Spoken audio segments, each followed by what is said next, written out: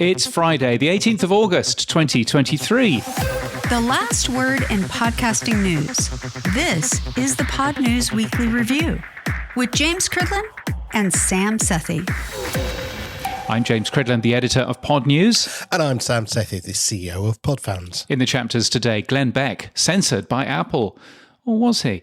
Descript has purchased SquadCast. There's a new version of Descript 2, and Ainsley Costello earns 1 million sats on Wavelake. Also, this is LeBoeuf from Descript. I'm going to be on later to talk about our acquisition of SquadCast, a lot of new AI features, and Descript on the web. Hi, I'm Rock. And I'm Zach. And we're from SquadCast. And now actually part of Descript. And coming up on the show, we're going to talk all about the acquisition. Hi, I'm Alex Gates. I'll be on later to talk about all the different podcasting 2.0 specifications I've worked on. Hi, this is Cameron from IPFS Podcasting, and I will be on later to talk about posting over IPFS. They will.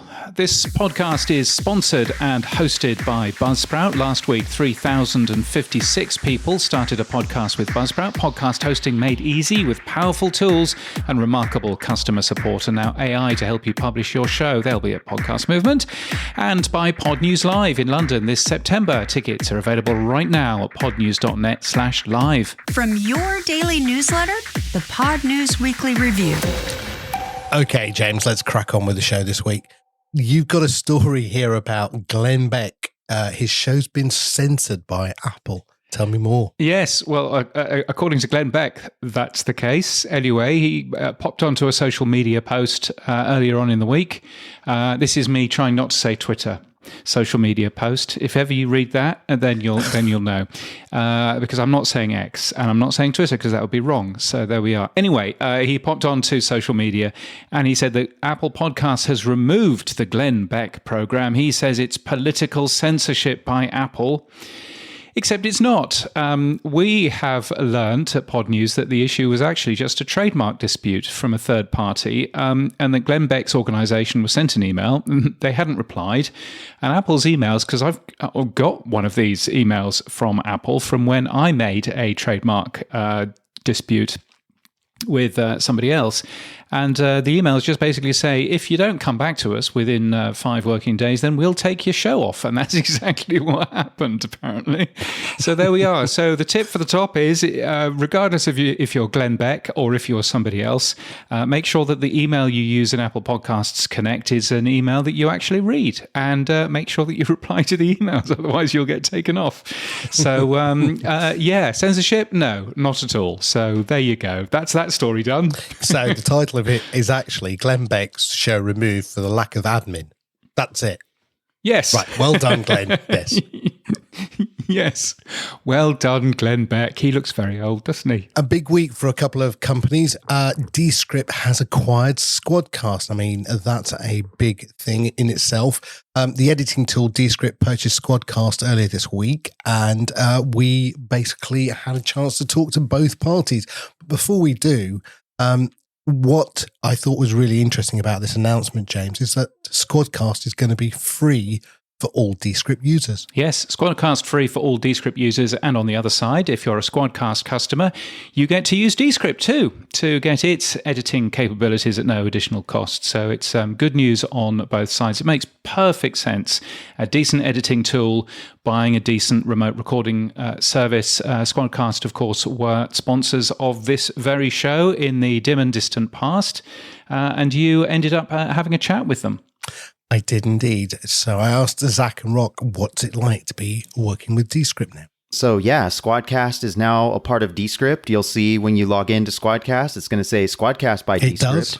And right now they're operating as 2 separate entities, if you will. They're one company, but 2 separate products. But over time, we'll be integrating it into the fold of Descript, and it'll be one place where you can edit, record, publish, do all the things in one place, and it's going to really empower all creators of all kinds, but especially podcasters. Okay. Zach, when did the knock on the door happen? You know, who picked up the phone to who? I think it's been a developing, deepening relationship over time. We've gotten to know the team at Descript for the last few years now, since the early days of SquadCast. And I think in that first conversation we had with Andrew, we kind of talked about something like this. And that always struck me because we always had so much like vision and, where we wanted to take SquadCast as its own thing that, it's hard to kind of take something like that seriously when your company's like in beta and V1. It's like, we're trying to get to like, V20. And felt like there was a lot of potential to realize on the Descript app and the SquadCast app and kind of product journeys to eventually, 7 years later, we just, kept the relationship going, continued to build out our API, Descript's API, so that we can do cool things like the edit and Descript integration that we launched a little bit over a year ago now, made improvements there and got to know the teams as part of that journey. And things developed. So there wasn't really like this definitive moment. And we've kind of discussed this on and off over time. So I always felt, Descript were close friends of ours. And now we've kind of made that official is like how I would love to have been a fly on the wall when you two sat down over a beer and went, you know what, mate? They want to buy us. What should we do? Conversation would have been fun. And you would have gone, enough zeros on the end of the check? Yeah, there's enough. Let's do it. Would have been nice to have you there, not gonna lie. It's not the most funnest experience, but it is an experience that we will never forget, and I'm glad that I got to go through it with Zach. Yeah, same here. Making sure we're looking out for the customer, number one. Is this a win-win? Like, I think it checks all those boxes. That's what I'm most proud of. I think it's a win-win, certainly, because you are now free as part of Descript as a service, so that's great. So for anyone who's a Descript customer, gets the complete value of using SquadCast, and vice versa, I guess, if you're currently there. Now, I've gone through the upgrade, I assume that's what you're calling it, where I've connected both my accounts, and for, transparency, I've been a long-time user of Descript and a long-time user of SquadCast. So, I was very happy. And in fact, as you said earlier, Zach, there was a basic integration previously. And what I'm pleased to say is the integration now has gone deeper. I wouldn't say it's seamless yet, but it's gone much deeper. So I just did a recording with somebody else. And as soon as I finished, a little hover button appeared. I clicked on edit in Descript. It went straight over it, transcribed, bang, it all works. So beautiful. And it went to the Descript web beta, not the app, but I had the choice actually, which was very nice, of opening the app as well. So you've done a lot of work even prior to the acquisition. This isn't something you did yesterday over, last night, Zach, in your sleep. So, again, how long has this conversation been going on? How long has this work been going on? A few months. A single startup on its own is kind of a roller coaster time machine.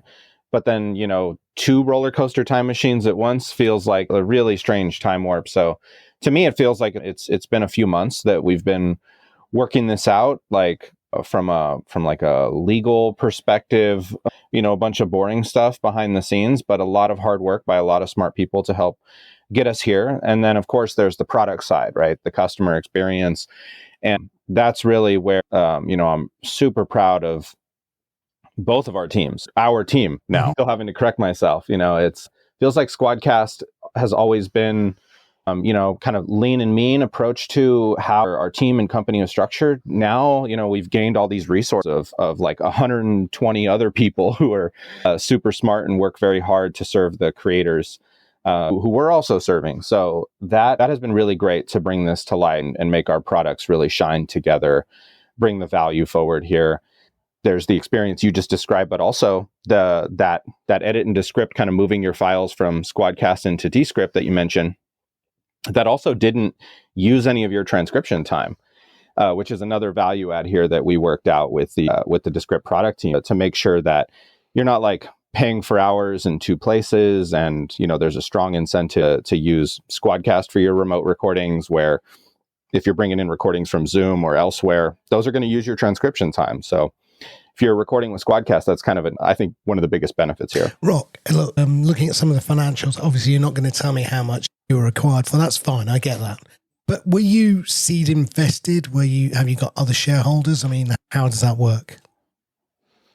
Yeah, so we're a bootstrap company. So Zach and I and our founding team is what we like to call them. Everybody that started this thing that's become SquadCast. We had the majority stake. We did have some other investors, some of our advisors, and the accelerator we joined, Tiny Seed, has had a few slices of the pie, but the majority was our team. And there's some tremendous benefits with that. A lot of independence and decision making, which is what I personally love about being a founder. I love having that pressure and having to solve those difficult problems. And, no hiding. That's the other thing I like is there's no one to blame this on. It's on us. And I think that is a great forcing function to bring out the best in all of us. And so, yeah, it's nice though to have all these resources. It's like a new world. It's very cool where we felt confident that this was going to be an incredible partnership, marriage, whatever you want to call it. But operationally, I wasn't sure how things were going to go, how we would all fit in. I mean, we're used to being this team of like 10 folks that know what everybody's doing and everybody can help out and contribute in some meaningful way, where now we're a little bit separated as far as the SquadCast team goes. But the way that the sense of urgency and the passion and ambition that is at SquadCast is at Descript. And that's been an incredible experience. Yeah. And look, I think knowing both camps as I do, I think you're going to make a great fit together. I mean, Jay's a great guy. Kevin's great. I know a lot of the team over there. So I think it'll be a good fit. Definitely. Now, on your roadmap, you've talked about things like supporting 4K and other things. I mean, you can accelerate some of that roadmap, I guess, now. Is that something, Zach, that's, front and center of your mind now that the acquisition's happened? I know it was only yesterday, but now that it's happened, can you get onto the fun stuff of the tech roadmap? Yeah, I love living in the future. So I think that there's a lot to look forward to and hard work to be done. But yeah, I think 4K will be a pretty fast follow after yesterday's announcement. We've already done a bunch of the legwork to make that scale and for our customers who have 4K. And we've unofficially, if your camera is locked at 4K, like some of these devices are, they don't gracefully degrade to 1080, 720. There's a little bit of a unofficial loophole in SquadCast where we see those 4K recordings come through and we render them and upload them just fine. So this is something, if you have a particular device, you can get 4K today, actually. And just kind of opening that up to everybody. So that's the big one that's next up on the SquadCast side. But then there's, as you can imagine, the work to be done to put these two apps more together. And that's really where it's nice to have kind of opened up to the world about this partnership, collaboration, joining forces, because we're both big on, our culture is big on listening. So now we can talk to people like yourself, and our customers who are using both and say, how do you want that to show up? If we tried to guess at all that stuff, we'd probably get a lot of things wrong. And it's not our process for how we make our products. So, we felt confident to do this kind of initial integration of linking and syncing and making SquadCast bundled as part of your Descript subscription for probably cheaper. That is what we've done. We felt confident to kind of make happen without talking to people. But the rest of it, yeah, we want to be collaborative and conversational. And we like to ship here. We like to move fast. So I'm really looking forward to, you mentioned Descript's web beta. It doesn't have a recorder right now. I don't know if you noticed, if you click on record, it takes you back to the desktop. So you can, of course, record in Descript. It's just that the web is its own special environment. And that's really what our team has a ton of background and experience of building, not just, single player recording, but like we're doing right now, multiplayer recording. So that's really where I think it's unclear exactly how these things will show up in the Descript product. But I also think anybody who's used both products can really see how, okay, both apps are super collaborative. Both apps are focused on audio and video. Both apps are focused on very high quality, making it fun and fast, and having ultimately less work for the creators that we serve. Because, like Sam, it's like it's a media startup to have a podcast, and you're going to have 10 jobs with probably just one person. So that is the reality for most creators that we serve, and we're very mindful of that in both of our products. And we don't want to add an 11th or 12th job. We want to take it down to something more manageable, one or two. Yeah, James and I have talked about this before, and no one in the world, by the way, uses what I'm about to tell you because it's just in my head. Okay, so don't take this as a usable framework. but I call it the 5 Ps. So pre-production, production, post-production, profit maximization, and, promotion, right? And I put everything into little buckets because, as you just said, Zach, one-man band producing your podcast, I have all 5 tasks to do, right? Not only do I have to book the guests, I have to then record the guests, then I have to edit the guests, then I have to promote the guests, then I have to make some money from this, right? Otherwise, we get pod fade, which is the 6th one, but we're not talking about that. So when I see what you guys have done, between SquadCast and Descript, I put you in the 2P buckets, Now they've got production, they've got post-production, right? And I then look at the other 3 buckets and go, well, will you do things like integration? I know, Zach, you're going to tell me, not Zach, Rock, you said it yesterday, so I'll let you tell me how you integrate with Zapier. But, booking in calendar would be one thing. Which pre-production, which Captivate does as an example. How do I do post-promotion? AI, clearly Descript uses AI. They've been sponsored by OpenAI or invested in heavily. Usha and Buzzsprout do post-production promotion. So you then suddenly get AI for things like putting out transcripts or tweets or whatever. Or are they X's now? I don't know what we're supposed to call them. I don't know.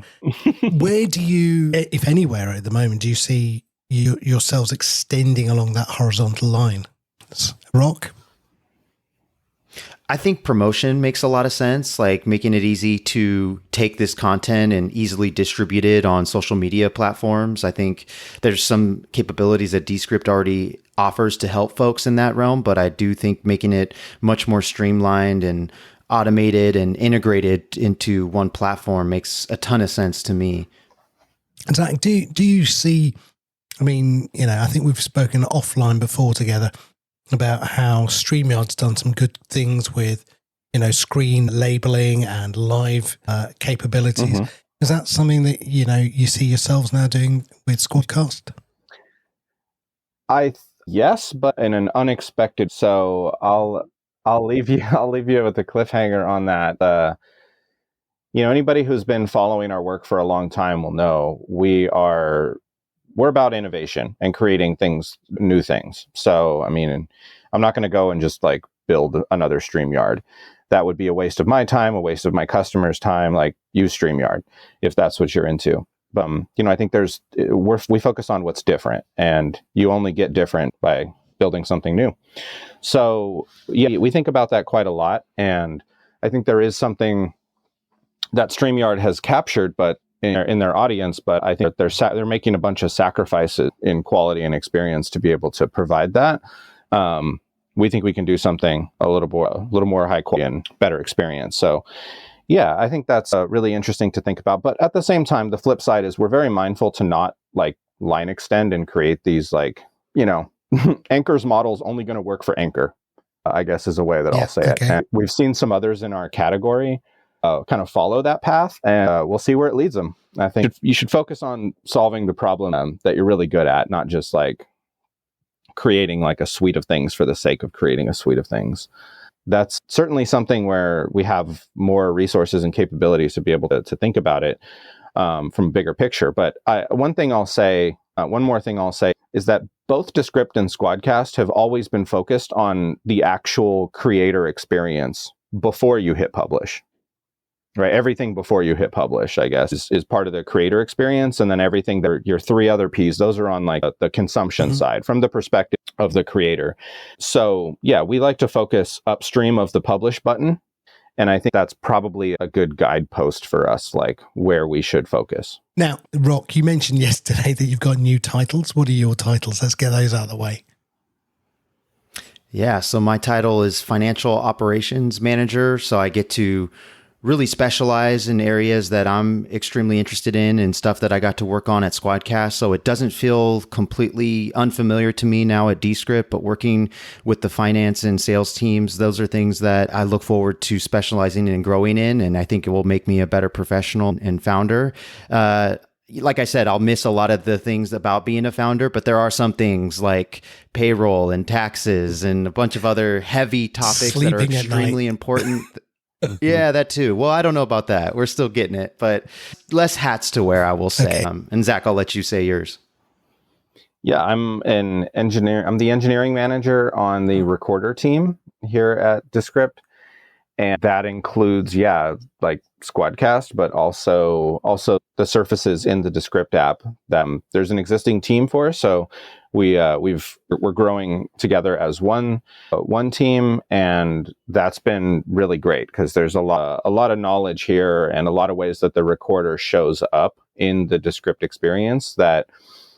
Frankly, like at SquadCast, we have never focused on what an individual recording experience should be like. Just you recording by yourself. We have always been focused on solving the problem of multiple people, collaborative recording. And I think it's really interesting, like the differences and similarities. And it's non-trivial. I think that there's like a lot of things that we bring to the table when it comes to like multiplayer recording, from all over the world. And on the web, Descript's historically been a desktop app. So them moving to the web as a first-class experience, I think, is also a really important part of this story that we're excited to contribute more to. Yeah, I think, as I said earlier, I think it's going to be an acquisition of equals. I don't think it's a one-size-fits-all. Now, last thing then, really, where can guys go and girls go to find out more about what this acquisition means? Where's the info? All of the socials at Descript or at SquadCast FM. Of course, both homepages, both apps. It should be hard to miss, I would say. Now, on that point, very quickly, I mean, it's already on the app. It says, SquadCast by Descript. I mean, no offense, guys, but, will the SquadCast brand survive, or is it going to quietly wither on the vine? What's going to happen with it? Yeah, it's a good question. Yeah, it'll fade. I think we'll have an informal ceremony to put it to rest. But yeah, I think them being two apps is just a side effect of them being two apps before and having, multiple mountains of work to do to get them to be one app. But I'm also optimistic about how quickly we can show up and make that happen. So it's unclear exactly how long it'll take. It's going to be the case. Right now, the answer is for a long time, probably than we expect, but there's also multiple paths we can take here. So I think choosing that path is still something that we're doing, and that's where listening to our customers as to which path, they think would make the most sense here. And then, I love the SquadCast brand name and, logo, iconography. Shout out to our OG designer, Alex, for creating both generations of our branding, because we updated it at a point too to make refinements, and Alex saw both of those through to success. So I'll be sad as a designer to see the brand go to rest, but I'm thinking about getting it tattooed on me somewhere. Or you could rename the company. How about Decast? Go and have a chat with Andrew. I dig it. I'm sure he'll be open to it. Yeah. I'll pitch it. Thanks, guys. Look, you take care. Speak to you soon. Zack and Rock at SquadCast. Many congratulations to them, because, of course, this ties in with a brand new version of Descript as well, right, Sam? It does. In fact, what's quite interesting is they must have been working on this for several months. In fact, Zack said they did, because what you've got now is a new version of SquadCast that's got deeper integration to Descript. And, of course, Descript have launched their new version. They've also launched a web version, so no longer do you need to download an app to use it. And of course, the nice thing about it is when I was interviewing Zack and Rock, I actually then finished the interview and clicked one button that's now new in SquadCast called Edit to Descript, and it instantly put it straight into Descript, transcribed it, and had the names of the people attached to it as well. It was very cool integration. That's the first part of the new version of Descript. They've added some new tools as well, James. What have they added? Yeah, so they've added a regeneration tool, which basically, if I say a word, but I manage to drop my pencil or something while I'm saying the words banana, then what you can basically do is you can get the Descript tool to rebuild me saying the word banana without the noise of the pencil dropping, which is very clever. So you can use those sorts of things to cover up for bad edits or glitches. There's a thing called eye contact, which edits video to keep your eyes on the camera if you're producing video as well. And Replace Selection lets you change a part of the audio or video you're working on without messing the timings up of everything else. And goodness, that's a useful tool. There's also a web interface as well. And you've not just caught up with SquadCast, but you've caught up with Descript as well. Yeah, the wonderful Jay LeBoeuf, who's head of development, and I asked him about the acquisition, but also why and what's going on with Descript's new version. We have acquired the #1 battle-tested remote recording solution, probably the best gift for podcasters we could possibly give. And we're using it right now. Now, I've been a long user of both Descript and of SquadCast, so I'm very pleased as a user. Forget any other role in my life. I literally went in and watched the whole of the video presentation and the Q&A, went straight over to my SquadCast and Descript apps, and instantly there was another level of integration. So congratulations on that. It's seamless. We'll talk about what the plans are coming forward. But let's take a step back. When did you sit down with the exec team and say, you know what, we need to go and acquire a video recording company? When did that happen? Well, it's something we've been talking about since as long as I've been there, which is very beginning of 2020. We need a remote recording solution. We need to find a way for people to get their high quality recordings and bring them into Descript for the editing experience. And once the pandemic hit, once we got into 2020, everybody's on Zoom all the time. People realized the magic of just being able to hit record on Zoom, but therein came all the problems we were getting from customers saying, hey, can you split out multiple video streams because I only recorded the single one? Or, hey, do you have anything that can make video quality better because it's glitchy or it dropped out or it isn't making us look good? So from that moment on, we realized, podcasters needed a better solution. And of course, podcasters had already found solutions. SquadCast existed as a company before Descript, and they had already done a lot of the hard work in solving the hard problems. If you think about remote recording, like what we're doing right now, this is in many ways, you'd think, who would want to get into this business? Because if it fails, it's catastrophic. Yeah. If it fails, there's a lot of swearing. There's a lot of contacting support. It's very urgent. And the higher your production budget, the higher your, the VIP level on your guest, the higher the stakes. Yeah. And whenever we started experimenting with this, SquadCast was clearly the most reliable. We were on different Facebook groups and Discords. Everybody was talking about how reliable it was, how it corrected for audio drift that most other solutions don't correct for, how it does progressive upload. So you don't have to sit around and wait for 10 minutes at the end of the session for everything to come up. So as a company, as a technology, it seemed rock solid and seemed like a really good place to go. Also around 2020, I was really trying to learn who the key players were in the podcasting space. And I met the founders, Zack and Rock, at Podcast Movement Evolutions, and we started talking at conferences, doing Zoom calls. They're over in Oakland, I'm in San Francisco. So we were just getting to know each other. And that was another key part of this. Companies don't acquire companies. People at companies acquire people and technology at companies. So that relationship that our companies have had really since 2020 has been pretty strong. Now, to directly answer your question, once a year since 2020, we really think about how are we going to address this and what are some different approaches we could try. Last summer, Descript users will remember we had a big launch for Edit in Descript, which was a new API that allowed people to take the content that they had in remote recording tools like SquadCast and Riverside and Restream, and also podcasts they'd published in Captivate. And with one click, they can bring those directly into Descript. You can look back on that as, we thought that might be a good way to solve the problem at the time. And that was us dipping our toes in and realizing that we actually need a more comprehensive solution.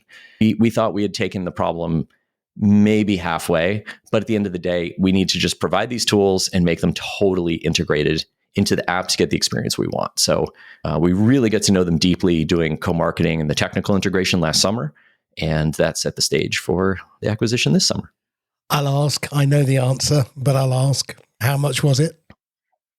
We're not disclosing the terms, but all of the value from the deal is provided directly to Descript and SquadCast users. The most common question I've been answering, and no one seems to believe me, Sam, is that if you're a Descript customer, it's free. You get remote recording. I know. Now. That's amazing. Free. It's really good. Again, just talk me through. You've acquired it. It has a value. You've taken it on board. Did you not think, because most companies would naturally think, oh, I know what we'll do. We'll create the pro version and that's what we're going to put the video into. But that's what naturally most people would do. So again, talk me through the thinking in the company when you went, nah, you know what, we're just going to include it straight. I mean, there is a lot of thought involved. And hey, we're all trying to run companies that are profitable here. And we're also trying to run companies that solve real user pain points. So we got to the point where we identified remote recording is actually something that should be part of our stack of work, in the same way that we keep adding AI functionality that's making the editing experience better. And we're not going to charge more for that editing functionality. It's just part of the foundation level of how you get work done. So that remote recording, that collaboration, Descript's always been a collaborative app where you and I can be in the app at the same time and we can edit, and now we can edit together on the web. So we should be able to, with one button, invite a collaborator to your session. They join your session. Well, we've always had recording too. So you can take a few steps into where we're going with this. And there's a world where it just is such a natural part of our stack. Right now, SquadCast is a separate tool. We're keeping it as a separate tool and building this like rich integration layer. But that's just phase one. Phase two is it's one Descript, it's built in. So therefore, how could we charge for something that's going to be built in anyway? Okay, well, everyone else does when they call it a feature. That's what they charge That's true. for. That's true. Okay, so this is a great step forward. Now, I talk about something called the 5 Ps. I hasten to add, no one else in the world. You're a marketer. Well, no one else in the world does, but I'm simple. So I have pre-production, production, post-production, profitization, and publicity, right? Basically, those 5 boxes are where my head sits in the workflow of producing a podcast. And what Descript was always my post-production tool, and SquadCast was my production tool itself. Where will you go horizontally with further integration? Now, will you do things like Calendly integration so I can book a guest? Will you do, snippets from using AI, so that I can post stuff about or put video clips onto TikTok and X, as we have to now call it? I mean, what may be in the pipeline? Can you give us a little hint? Yeah. So let's talk about a few things. First off, we do see ourselves as an all-in-one, very horizontal product. So we actually want to be able to have someone in Descript for as much of the process as possible. And with SquadCast, we now add in the recording part, which as a single player, you could always record before, or there were ways to kind of coax other recordings in live into Descript. But now you natively record into Descript. Now, the SquadCast team actually has a suite of APIs that do allow for that Calendly integration. So there are APIs with Calendly, with Zapier, where you can automate getting guests into your SquadCast a little sooner. So that's a pretty exciting part of it. And that's something that I know Zack in particular is very proud of the work they've done there. And a lot of studios that we work with, like ESPN, for example, will use that functionality as part of their whole management process. On the Descript side, content comes in, you do all your editing there. We have a suite of publishing integrations. So you can publish natively to YouTube. And with YouTube, it will carry over the chapter markers that you've created in Descript. It'll bring over the transcript. It'll bring over the SRT automatically. So you don't have to download it and re-upload it. So these are some of the things we have on the publishing integration side. The AI summarization pieces, one could imagine being backed by OpenAI, that we might have an interest in things like that. But those are announcements yet to come on what we do and how we choose to. Look, I'm not asking you to pre-announce product that you can't do, but we can talk about a new version of Descript. You've launched a new version with tools like regenerate, eye contact, replace selection, and also the new web interface. Right. First of all, is it out of beta? Is it now fully available, or is it still in beta? Yeah, so depending on what day of the week people listen to this, my answer will be more or less truthy. So Descript is out of the web. Okay. So, and let me explain what that means for people that are very confused. Descript historically has been a desktop app for Mac and Windows, and it always kind of worked in the web. It was like this fun party trick that you could pull it up on an iPad in Safari or something and see that your Descript project would open. You could see everything, but you couldn't make edits. Like the only thing you could really do with it is comment. And so what we did is we wanted to actually have a fully native version of Descript that ran in any web browser. So now in any Chrome tab, you can go to web.descript.com. It'll show you the same view you have as your desktop app. In fact, it looks completely identical. It is fully identical. There's a few features we're still trying to get working. So the recorder, for example, if you do use the video recorder or the audio recorder native to Descript, that won't work quite yet, but SquadCast kind of solves that problem. And right now you can open any project you have, play it back, add new files, transcribe, and do some editing there. And where that's actually useful for customers is a lot of us are collaborating with people and they don't necessarily want to have to download a new desktop app. Also, a lot of you listening to this might know Descript for the dialogue we have in the bottom right, which is a new update is available. Well, on a desktop app, you have no choice. When we have new features, when we have bug fixes, when we have performance improvements, we have to do that. And so really every week, if not every few days, we're pushing out a new version of the app that has all the latest improvements. On the web version, you don't have to worry about that anymore. It's just always there. So, we're hoping as everybody collaborates with more and more people on their workflows, the web version is going to solve most of your problems. For the highest performance users, you'll always want a desktop app, just like we are with our other productivity tools. Cool. So that's the Descript on the web. Cool. Now let's go through some of these functions. What is regenerate? All right. So regenerate is, we think of it as our healing brush for those that know Photoshop. It is basically your magical Band-Aid for an edit that doesn't sound good and just needs fixing, or for a speaker who's kind of trailing off and you kind of need them to pick up the pace a little bit or fix what they said, or the third instance of think of it when you want to like studio sound an errant sound in the background. So if a dog starts barking while you are delivering your killer line, you need that dog bark removed. And so the way that we do it, it's all variations of using our overdub technology. So for that little snippet in time where either my voice trails off and I forgot what I was going to say, or there's just a really bad, unnatural sounding edit, we can actually regenerate that person's voice saying that one or two words. So we're not saying entirely new sentences, entirely new paragraphs, just that one or two words to make the edit sound seamless. Cool. Now, you talk about overdub, and that was one of the amazing first product features that I remember from Descript, and it's got better over time. Where is it now? Because, the first version was half an hour to train, then it's down to 5 minutes to train. Now I noticed I can train it while it's looking at my existing transcription. So in terms of voice quality and in terms of accuracy, where do you believe you are now on the curve? Yeah. So voice cloning and text-to-speech is one of the most rapidly evolving spaces in all of generative AI. The good side is that we started doing this before anybody else. We've been doing it 5-6 years. The Lyrebird team was the ones that actually pioneered this going back to like 2017, 2018. So we continue to make a ton of improvements. I still feel like we're the best. I think it sounds the most natural. The amount of training material that you mentioned just is smaller and smaller. You don't have to read a script anymore. Anybody can train their own voice. And it's that type of technology which is making not only longer form audio text-to-speech just better, but makes things like regenerate even possible. No, and that's great. And I sometimes use it, as you say, for corrective nature.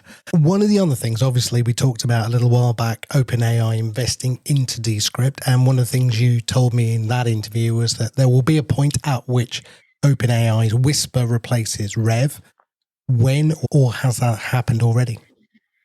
It is actively in progress. So to support a lot of our users, Whisper is behind the scenes for many Descript transcription users, not all. And so it's something it's currently rolling out. And our goal is to provide the highest quality transcription.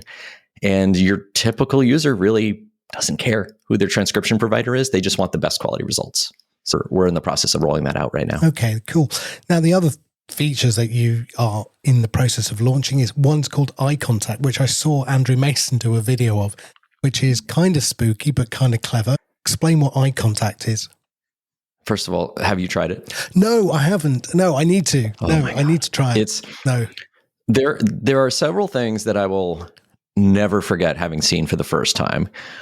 One of which was the first time I got a glimpse at GPT-4. We had access to it very early on, and I asked it a question, and I saw the result, and my mind was blown.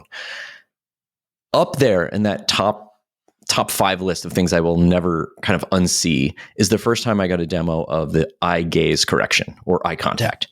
So, even as we're doing this interview, I'm kind of torn between, well, do I look at the camera or do I look at you, which is like about 2 inches off, but we're very perceptive on eye contact. And both for podcasters that might be doing an intro reading off of a script for a certain section, for a lot of our business users that are going to just be talking off a script most of the time.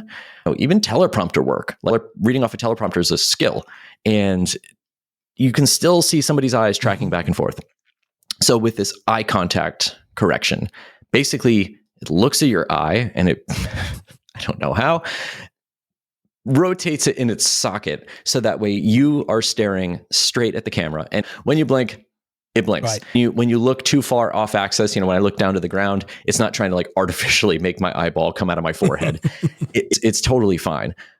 It is one of those things that kind of like studio sound, where it just, in my opinion, just always makes your audio sound better. And it's a creative tool. You can choose to use it or you cannot. We are using eye contact on increasingly more of our stuff. We see it as one of the most popular effects that people are now trying out, because there are times, especially like during the intro segment, maybe don't keep it on for the full hour of your recording, but during the intro segment, your viewers really need to see you during that time. During a social clip that you're going to post, turn it on. I would encourage everybody to experiment with it. That is still in beta. We're trying to make it even better, even faster. And we want to learn. So send me your feedback. You know what I'm doing straight off this, don't you? You're going to record something, read it, open your favorite website and just read directly off of it and then see what happens. Yeah. It's pretty magical. I needed this in 2019 when I was trying to read Kara Swisher's bio, and I'm like looking like this, slightly off camera. Yeah. Trying to keep contact with her. So yes, that would have been helpful. Now, other features that are in this new version, the last one is replace selection. What's that? Replace selection. So you're recording off of a script, and you rarely get the script down the first time. It usually starts with the written version first of, okay, let me type out what I'm going to say. We're seeing people increasingly use Descript for pre-production, for putting down, here's what the script is that I want to say. Maybe they assign either their own overdub voice to it to kind of read it out. That's the workflow that Malcolm Gladwell's team uses for revisionist history, where they'll type out the scripts that Malcolm should say, assign it to Malcolm's overdub voice. And then what they would do is they get to the next phase, which is, okay, now we need to actually re-record this thing. Well, for people that are doing a lot of visuals, so maybe the revisionist history team has an episode where they've already chopped it into scenes, and they've already dropped in some B-roll, they've dropped in some audio clips.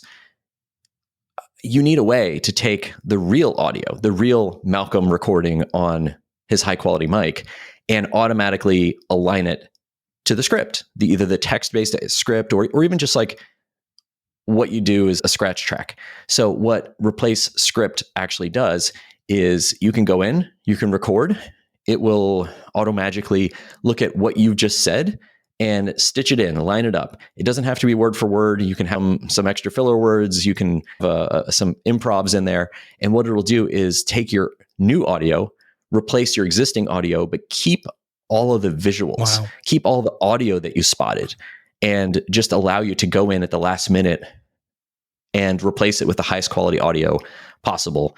And it's like being able to, if you're a musician, go in and just kind of like do that last solo at the end. You don't expect to do the solo at the end and then have to re-record the whole track. With that, with Descript now, you can do that. Nice.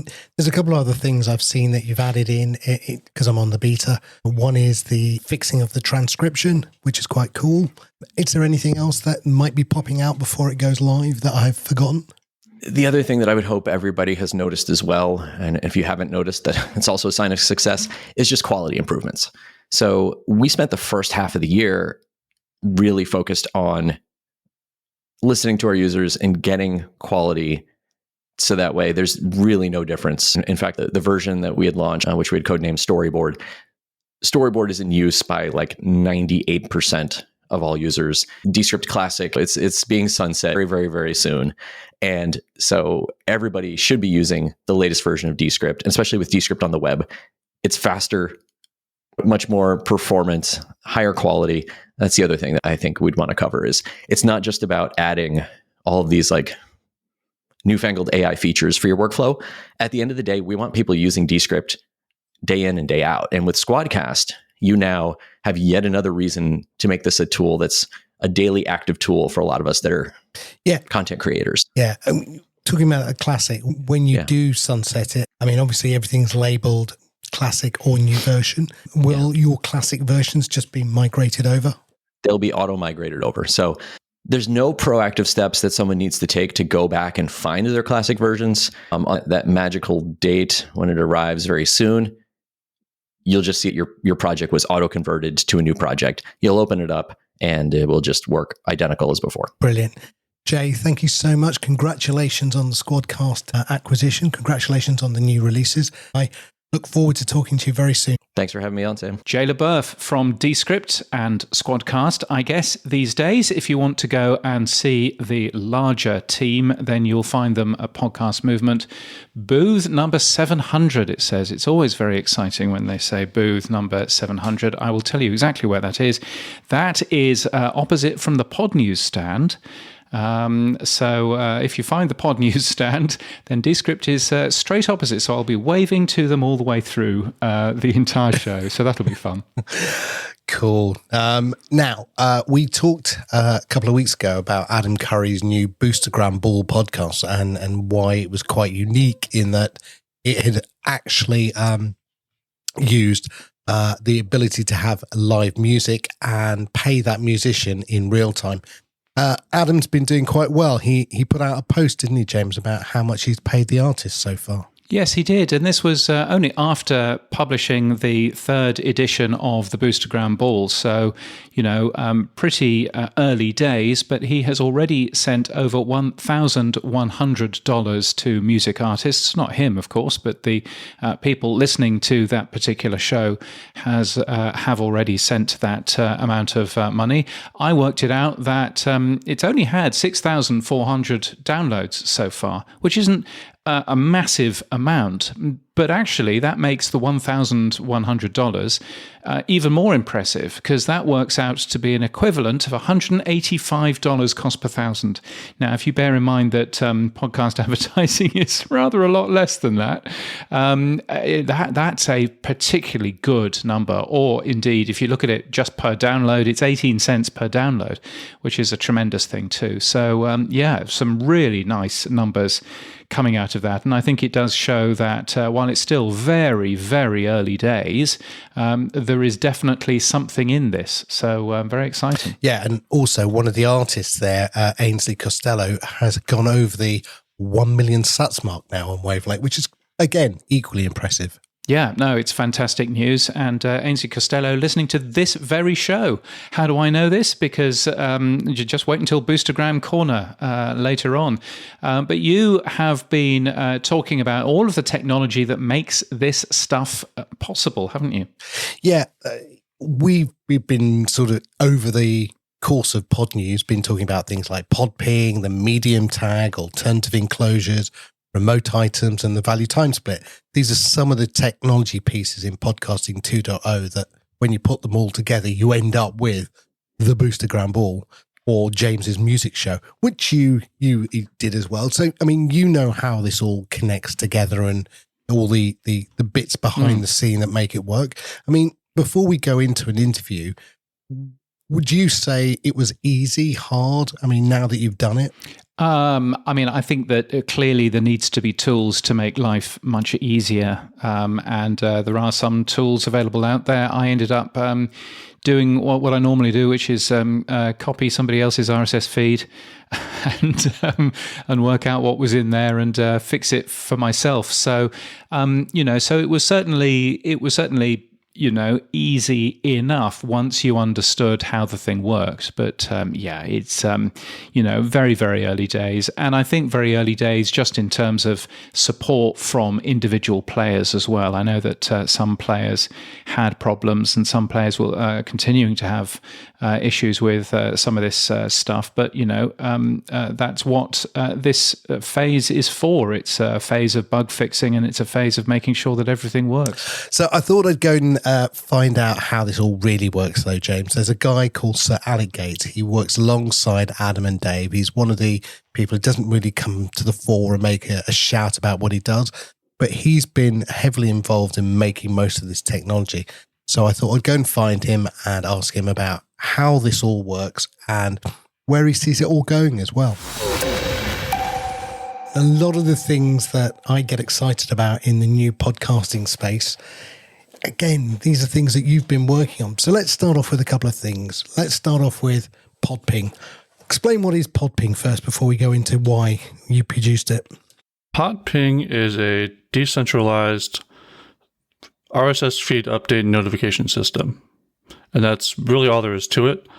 But what that allows us to do with it is basically stop polling and also enable live stream notifications. Yeah. So fundamentally, before PodPing, people with an app like mine would sit there and poll and go to the host, hey, any update, any update, any update. And then it would go, no. And eventually one time it would go, yes. And then I'd pull the file. But the problem was it was processing and bandwidth and cost. So PodPing fixes that. Yeah. Knowing when the host has actually changed the feed, it is a remarkable change in architecture fundamentally across the entire ecosystem. Now, is every host supporting this? I think most have gotten on board, yes. Most of them through podping.cloud, but there are a few that also self-host. Okay. Now, you said something else that I thought was really interesting was notifications. What do you mean by PodPing notifications? PodPing notifications are essentially an indicator to end-user applications that something that the user cares about knowing in real time has changed in the feed. That's what enabled a lot of the live streams that we're doing today, but we can even do more with it in the future. Give me an example. Well, right now, it's simple things like if you need to update your value blocks in real time because you made a mistake, that allows a podcast app to listen and update that as they need. But some of the future things we might be doing would be notifying the podcast application that needs to update the chapters. Okay.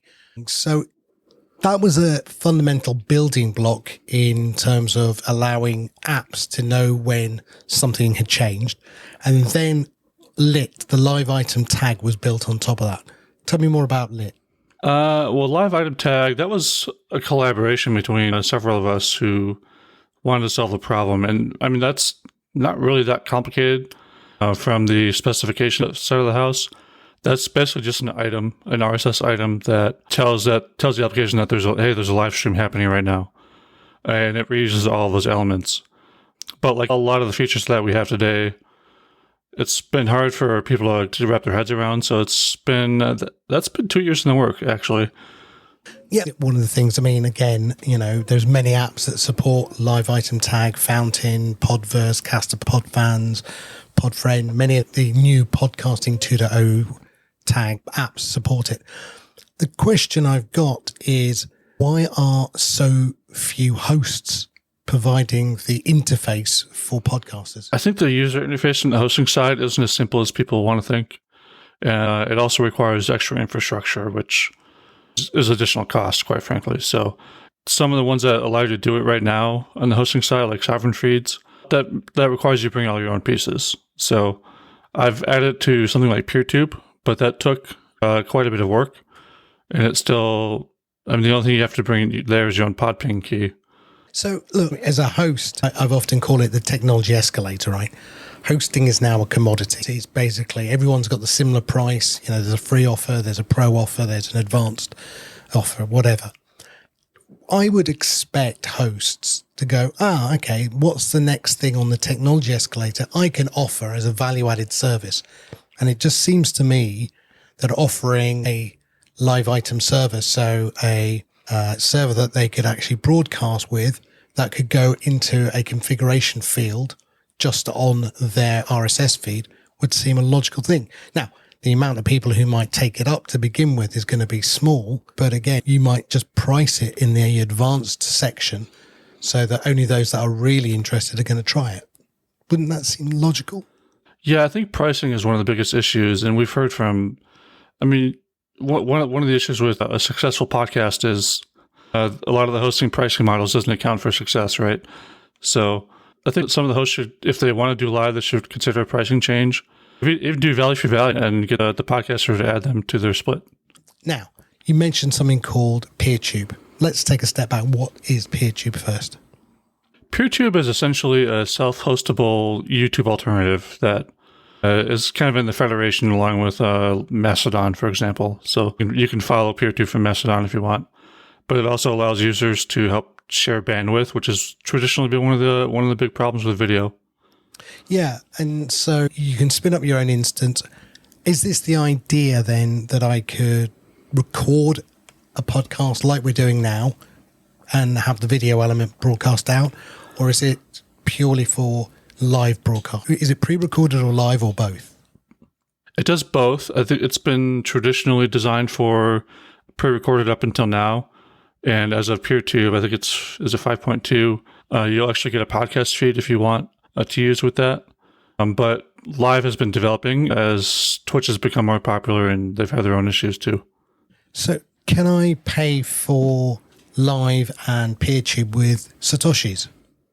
Yeah, actually, if you install PeerTube and there's something called the Lightning plugin, you can add, as a host, you can add yourself you can get a percentage split, which helps pay for the server and service and everything. But you can also, as a podcaster, add your own value blocks in there too. Right. So let's step back a second then. So if I wanted to do a live broadcast, I can go in and I can configure, probably manually today because most hosts don't support live. So manually in my RSS feed, I can put a live item tag. I can configure the URL to point to a PeerTube instance, and I can also put a value block inside of that would allow me to pay for that hosting bandwidth, correct? Yeah, if you want to do it with your own feed, yes. So for audio, you have like the MP3 live stream, and PeerTube, it's just a different video URL. Now, one of the other tags that you helped bring to life was called the alternative enclosure tag. First of all, explain what it is, and then I'll ask you a follow-up question. Alternative enclosure developed as a way to rehost the same content in different codecs, essentially. So if you have an MP3, but you want to offer a smaller file size in Opus, for example, you could do that. Or if you want to support AC, you can also offer that, which I'm kind of amazed Apple doesn't support that right now. And then it also allows you to, if you have like a torrent version or an IPFS version of an MP3, you can add that in the same way. Okay. Could I have a situation where I have my audio as my main feed and the alternative enclosure is a PeerTube instance? Yeah, you can. I don't know of any apps that would support it, but it's definitely doable. The next part of what I wanted to talk about before we get on to what I really am excited about, which is remote item and value time splits. But at the moment, there seems to be a lack of end user tools or podcast creator tools to allow people to easily set up a live item tag, to easily set up the alternative enclosure, or to easily do what we're going to come on to talk about, the value time split. Is this just a time waiting between you and Dave and Adam coming up with all this technology and running with scissors and with steel as well, and people like Oscar and Mitt and Mardov and others producing the tools that are end user friendly? Is that where we are now in that gap? Yeah, I think in a lot of the applications, like you mentioned, have already done a lot of this. I think a lot of it's on the hosting and software side. And we haven't had new features in so long. It's kind of understandable that some of the stuff is taking time to implement. But it's also it's almost a paradigm shift.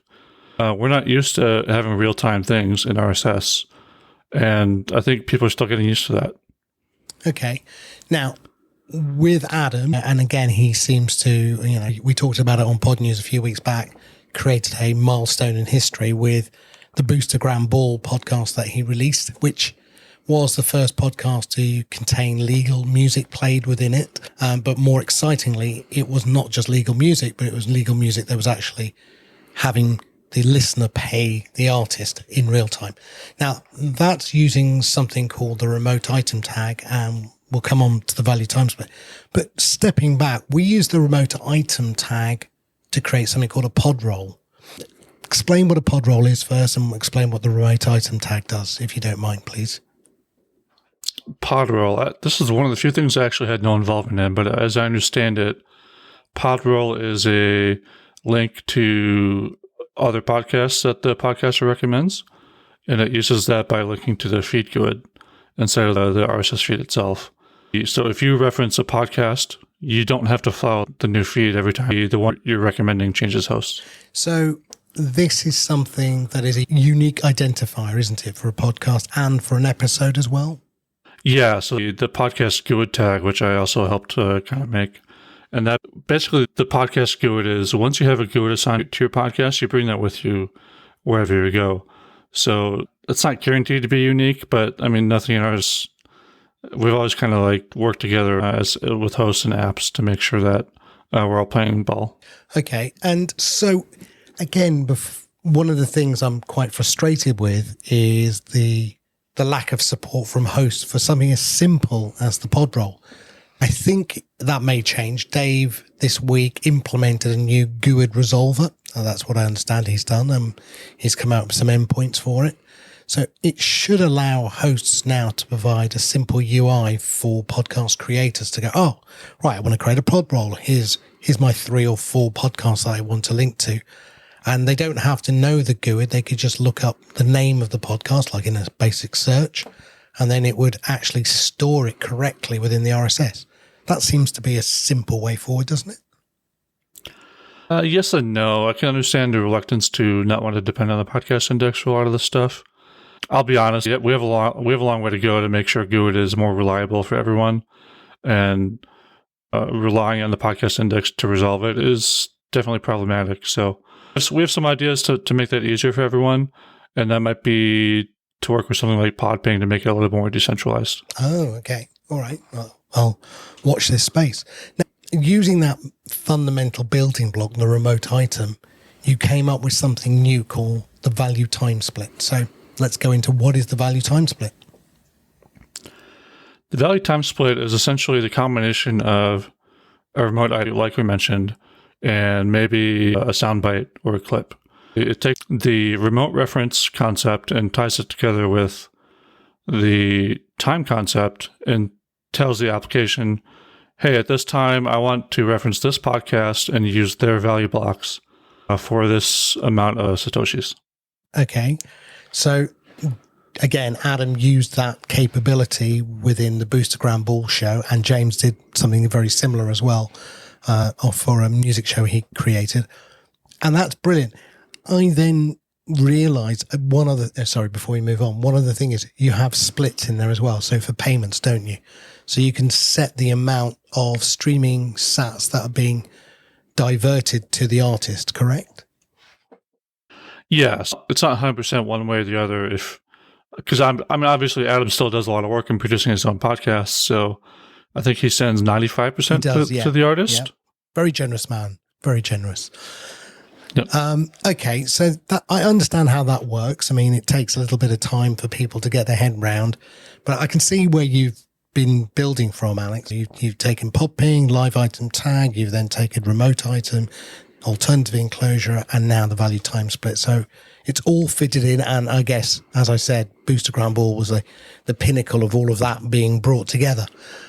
But the one other thing within that then is it dawned on me the other day that a soundbite, which is a user podcast generated clip, or a clip, which is a user generated clip, is actually the same thing as the way that we are treating music. So for a clip, it has a start time, it has a duration, and for a soundbite, exactly the same, a start time and duration. And in fact, chapters are just start times with a duration.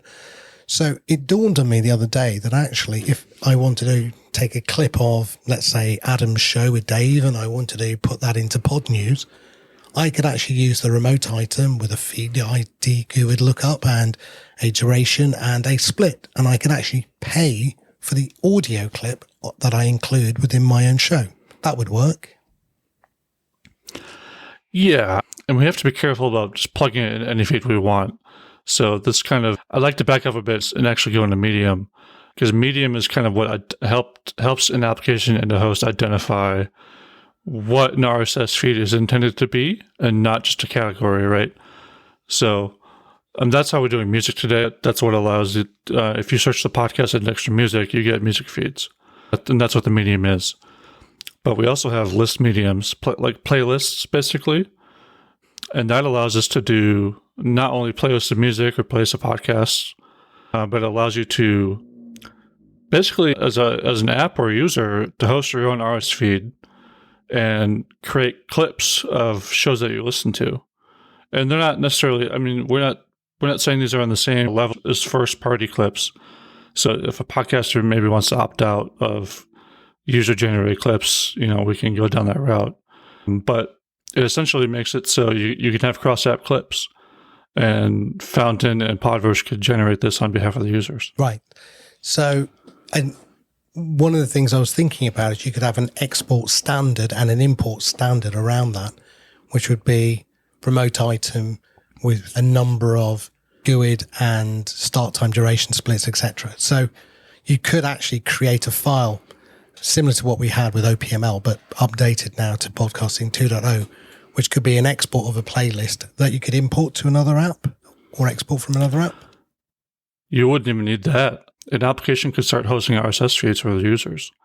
And the beautiful thing about that is they don't need to host the audio. They just need to host the playlist that references the other podcasts. Okay. Okay. I hadn't thought of it that way. Nice. So the last thing that I'm looking at, well, two parts that I had a question, which I'm glad you're here to answer, is first and foremost is the Creative Commons license that we have as a field within podcasting 2.0. There is no license that I looked at that says, the nearest is Creative Commons Share Alike 4.0, which is, you can share my content and remix it. But there isn't a license that says share my content, remix it, and pay me. Is there? Not that I'm aware of. That's kind of been the default in podcasting is there's a lot of murky area when you get into downloading stuff, right? But that's kind of the whole point of value is pay what you want, not pay what I tell you to. Okay. And that may be the answer. It may be set your podcasting license, Creative Commons license to share alike, and then just simply assume the person who's sharing your clip or taking a piece of your audio to share as a clip will remunerate you through V for V. Yeah, we still have some work to do. Maybe even some new specifications to say, hey, if you make a clip of this, you could take 1% or something like that. And that's we're still talking about that now. That's not a standard yet. Okay. So that's a lot of stuff, Alex, you've been working on. I mean, is there stuff on the cutting room floor or stuff in the alpha that you aren't talking about? I mean, what's coming down the track? Yeah, I'm still one of the primary maintainers for the PodPing writer that we use with, especially with Dave in the podcast index. And I'm always coming up with new ideas as needed there. So there's some possible additions that we might have there. And that's a fundamental thing. Like whenever we want a new medium or something, if something that we don't know about came out, we would add support to PodPing first so people could use it. And I'm also thinking about ways to make PodPing notifications easier for standalone applications. For example, AntennaPod and Android, and maybe even some web applications that don't have servers. That's going to be a big deal for independent live streams that don't for applications that don't have infrastructure. I mean, one of the ones that I thought about was radio as a medium with a continuous capability as the setting. So Adam's talked about, I think, a radio station in Holland that wants to use the live item tag with the capability to have a schedule around shows. And I just thought, set the medium to radio and then set the time to continuous therefore you don't have a start and end time.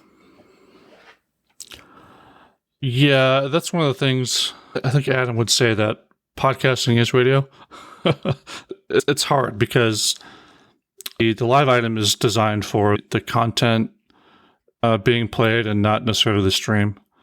So we get into some metadata issues there.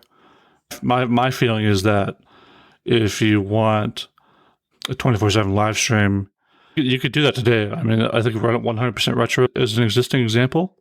And that just updates the new live item every time. But we do have some issues with going from one live item to another, which I think we still need to address. Okay, so last question, I guess. Of all the tags that you've worked on, which was the one that you would want most hosts to adopt next? I would say, I mean, they all kind of fit together, right?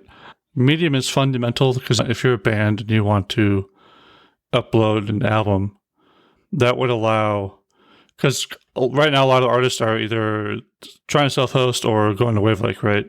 But Medium is what allows you to have an album. So if you wanted to self-host an album and add value for value, that would be the easiest way to do it. It's actually not that big of a shift. But after that, I think value and value time split are probably the biggest ones. Again, I think I go back to what I said earlier. I think we are lacking tools for non-technical musicians, as an example, to create the feeds that we would need to ingest into apps. I guess they will come, but I can't quite work out who's going to produce them. Is it going to be a host? I can't see that right now. I don't think they're advanced enough yet. I mean, they're not adopting some of the earlier tags, so I can't see them adopting the value time split for a while. And apps generally aren't going to do that. So people like Stephen B, who is producing standalone apps, may be the only way forward. Yeah, standalone apps and maybe even some open source solutions. So, for example, I run PeerTube, but there's an existing equivalent called, don't laugh, it's called Funkwhale. It allows you to host your own music on the Fediverse. And if we could add podcasting 2.0 to that would be a great alternative that you can self-host or host your community. Well, all I can say is, Sir Alex Gates, thank you so much for all the hard work you do. You do hide your light under a bushel. You don't really step forward too much. But where can people find you if they do want to find you? I think the easiest way to be, I have a blog where I have links. So it would be write.agates.io. I'm also on the Fediverse, but it's a whole different domain and everything. So you can go to the podcastindex.social and you'll be able to, if you ask for me there, you'll find me. Alex, thank you so much for everything you do. Yep, thank you. Sir Alec Gates, is he a real sir? No, I think it's the Sir of Podcasting 2.0. So yes. Oh, I see. I don't get this, but it's an in joke. So he wanted to be called it, but I left it in. So there you go. Absolutely. That's what respecting the curator does. So you've been sort of having a little look at this sort of thing, haven't you? Yeah, look, I want to understand it as well. In fact, sadly, I was playing with putting a show together yesterday, so you may find a sad 20-minute DJ show as well from me coming out soon. But excellent. No, wait till you hear it. Other than that, while I was away, I was thinking about how the remote item works and how valid time split works. Look, and it dawned on me, rightly or wrongly, that a clip is just a time with a duration. A chapter is a time with a duration. So if everything is a time and duration, you could actually put that within a remote item and create a value split. Now, if you could do that, suddenly, if you and I, wanted to include a clip of Adam and Dave from a Friday night show, at the moment, we just take it. We just go, yay, we'll go over there, we'll grab the clip and we'll put it into our show and job done.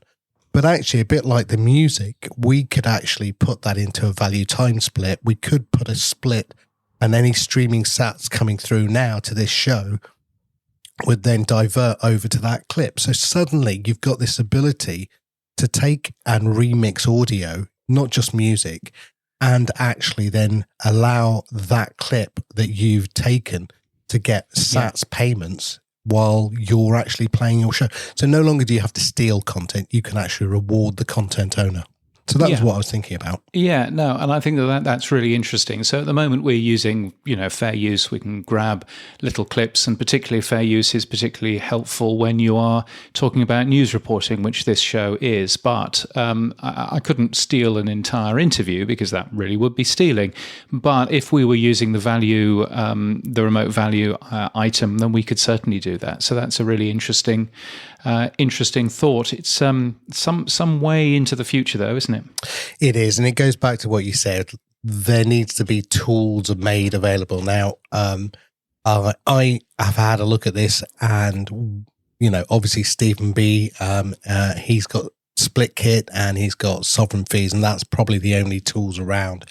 I think it will be beholden on whether it's the hosts or the apps to produce better tools, and I suspect it's going to be a hybrid of those. In fact, it won't be a host, because when we look at some of the things that hosts are working on, I think, RSS.com has included an Olby wallet and split capabilities, but there are other hosts who haven't even started to include wallets yet.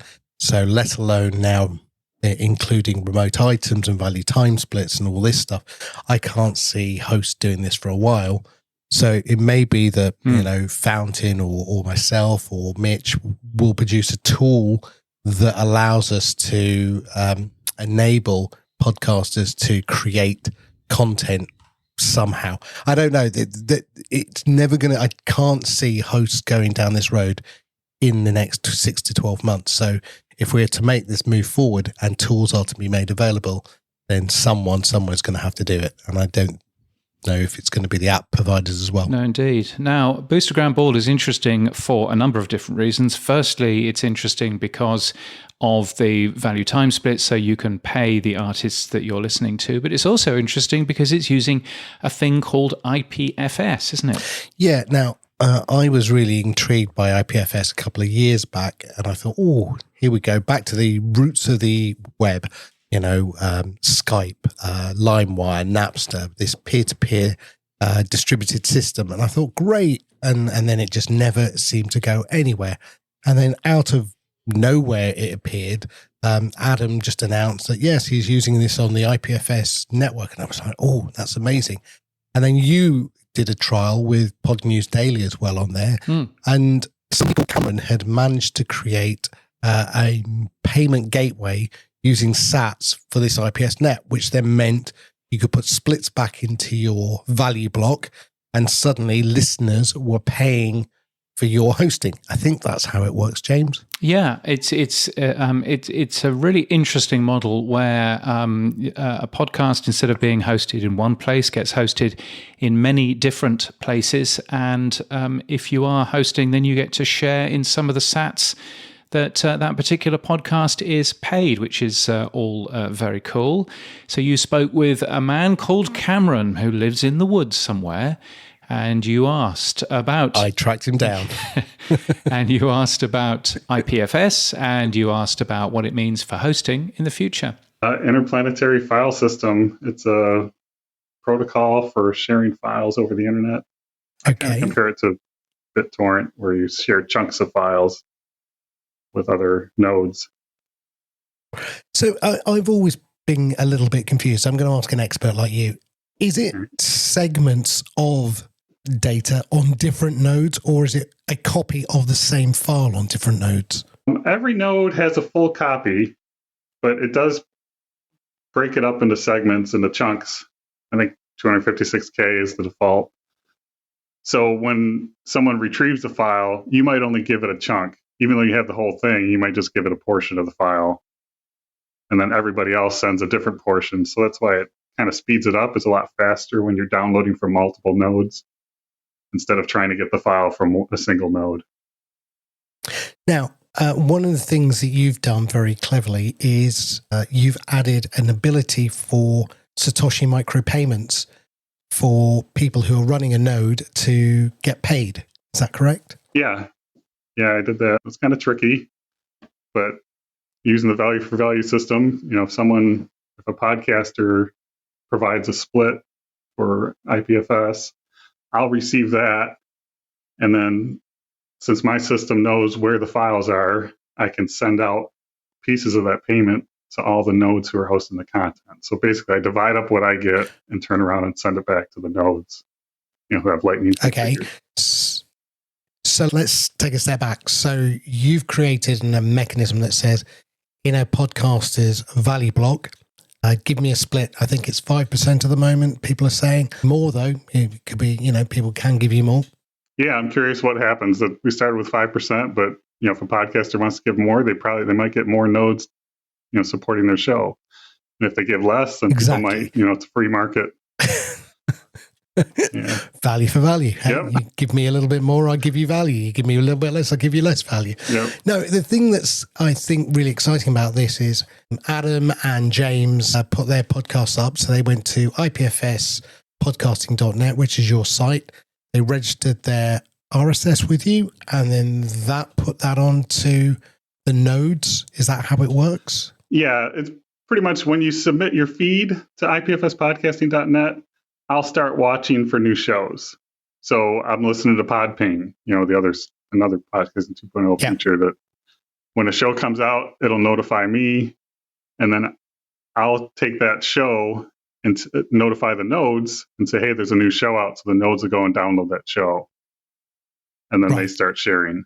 And then so the podcaster now has registered their feed on your IPFS net. Right. They then put the split into their podcast value block. Yep. And then when an app plays it, it looks to an IPFS address to pull the file from, as opposed to pulling the file previously from a host. Is that, again, correct? I'm just trying to get my head around this. Yes. Yeah. Normally the podcaster has their own host, but now I've got an IPFS prefix, kind of like those tracking prefixes for podcasters where they give you stats. Instead, the player will ask me, do you have the show in IPFS? And if I do, then I'll turn around and send them to the IPFS network. And if they don't, then it goes back to the regular host, the podcast host. Okay. So my question there, Cameron, was if the IPFS doesn't have the file, how does it go back to the host? Does it store the original host in the alternative enclosure, or how does it work? The main enclosure, you would put, like a regular podcast, you just have your host and your file, wherever that is. And then in that same main enclosure, if you're using IPFS podcast, and you can put a prefix in front of your URL. So if I don't have it, I'll send it back to wherever your original host is. Gotcha. And now, on the flip side of this, if I wanted to participate as a node provider for storage in the IPFS network, how could I do that? You can run a node. You go to the website. I've written apps for Umbrel nodes and the Start9 Labs as nodes. You can just download the app and run it, and you're already in for kind of anonymous hosting if you just do that far. But then you can create an account on the website if you want to specifically say, I really like this podcast and I want to host all their shows, or I want to host the shows from now into the future. So then you can kind of configure your node via the website on which shows or which podcasts you want to host. Okay. So there's a capability to do that. Is there a capability to say, actually, I want to be the default node that gets played first? Or how does the system know which node to go to first? That's all up to IPFS. That's the protocol. So all I do is say it's out there. So I send the player to an IPFS gateway to get the file, and then the gateway looks for nodes out there who have the file, and it might find your node or someone else's node. You can't prioritize yourself over anybody else. Okay. So it's more a case of speed and if you have a better connection, you're more likely to host the file, probably. Okay. So this is great. This is changing. Again, Adam, when he did Booster Grand Ball, then he put it on IPFS net. And then at this, in 1 week or 1 weekend, we were seeing payments for artists through SAP payments, and we're seeing hosting payments now through IPFS. Now, I think this is such an exciting inflection point in where we are with podcasting 2.0. But where do you see it going next? That's a good question. We're trying to figure out how to use the gateways better. Right now, everything is going through the IPFS gateway, which is run by IPFS Labs. So ideally, we'd want to run our own gateways as a group. Like if we can get Adam to run a gateway and, Alberto at RSS.com, and, these bigger pipes that can handle it, then they can serve up the files to the players, but they can also get the files from these individual nodes that everybody's running. So they don't have to host the files. They just have to stream it from the nodes. Okay, so they're like a Cloudflare CDN in effect. Yes. Yeah, pretty close. Okay. So one of the things that James pointed out to me, I think it was in the terms and conditions, was that it wasn't for commercial use yet. Is that simply a case of we don't want Joe Rogan on here, it'll just kill the whole network? Or is it a case of, no, this is really not a commercial operation, this is just fun testing? Where are we between the alpha, beta, early testing and getting some sort of commercial, stable IPFS network that people can rely on? Yeah, I understand that too. I see everyone using the gateways. It's hard to tell what's development and what isn't. People back up their websites on IPFS and they run through the gateways to browse that way. And like the Brave browser has an option for IPFS where they run you through that same gateway. So I started using it. Right. But yeah, technically on their disclaimer, they say, hey, this is for development use. We don't want to be hosting the entire internet, through our bandwidth. So ideally, we would want to run our own gateways. The IPFS podcasting network could run gateways and send players to that instead of using the IPFS official gateway. And Cloudflare has a gateway. I think there's maybe 20 or 30 different gateways out there that people run. And a lot of them are open. A lot of them, it's for their customers only, so they don't allow you to use them. So I think that's the idea, is that we have to run our own gateway as a group. Okay. One question I did ask of Alberto actually was, you have your own IPFS network, you have the largest node and it's based in Italy. Fundamentally though, is this a threat to hosts? Because as you said, you can go and register your feed on IPFSpodcasting.net and then it will serve it from the nodes as opposed to from the host. Right. I guess eventually, if it worked and you were convinced that the nodes wouldn't go down and the whole network was stable, you would say, oh, well, why am I paying $12 a month to host with X host, right? Right. I could just put it on here. Right. So is it a threat to hosts? Not technically. Your files still have to exist on the internet somewhere. Like IPFS podcasting, the nodes read the file from a host to get it onto the IPFS network. So if you don't have it anywhere, you got to start out somewhere. But they could put it on their own website or Dropbox or something like that if they want to try to self-host. And then from there, once it's on IPFS, the files will come off IPFS. So Cameron, if I've got my podcast already hosted with Buzzsprout, then what's the benefit of me hosting it as well on IPFS.net? For the cloud distribution, for the crowd hosting concept of it, my original concept when I created it, I was seeing a lot of people getting deplatformed and kicked off of platforms. Right. So with this, your fans are hosting your content instead of a host, a host that can shut you down, which, I'm not saying Buzzsprout or anybody would do that, but it's more of a sovereign system, where you're being hosted by your fans. So I'm still a little confused.